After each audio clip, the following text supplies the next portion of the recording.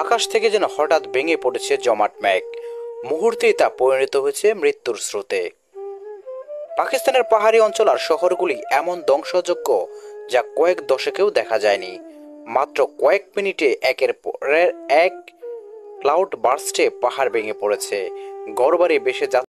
রাসূল সাল্লাল্লাহু আলাইহি সাল্লাম ঘূর্ণিঝড় সহ যাবতীয় বিপদ আপদ কেন হয় সে সম্পর্কে সাহাবাদের কাছে বর্ণনা করেছেন। এমন কিছু কাজ আছে যেসব কাজের কারণে আল্লাহ তাআলা মানুষের উপর ঘূর্ণিঝড় সহ দুর্যোগ মহামারী চাপিয়ে দেন। হাদিসে এসেছে, হযরত আব্দুল্লাহ ইবনে ওমর রাদিয়াল্লাহু তাআলা আনহু বর্ণনা করেন, রাসূল সাল্লাল্লাহু আলাইহি সাল্লাম আমাদের দিকে এগিয়ে এসে বললেন, হে মুজাহিরগণ, তোমরা 5টি বিষয়ে পরীক্ষার সম্মুখীন হবে, তবে আমি আল্লাহর কাছে আশ্রয় প্রার্থনা করছি যেন তোমরা তার সম্মুখীন না হও। আর তা হলো, যখন কোনো জাতির মধ্যে প্রকাশ্যে অশ্লীলতা ছড়িয়ে পড়ে, তখন মহামারী আকারে নতুন নতুন প্লেগ রোগের প্রাদুর্ভাব হয় যা আগের লোকদের মধ্যে কখনো দেখা যায়নি। যখন কোনো জাতি ওজন ও পরিমাপে কারচুপি করে, তখন তাদের উপর নেমে আসে দুর্ভিক্ষ, কঠিন বিপদ মুসিবত। আর যখন কোনো জাতি জাকাত আদায় করে না, তখন আসমান থেকে বৃষ্টি বর্ষণ বন্ধ করে দেওয়া হয়।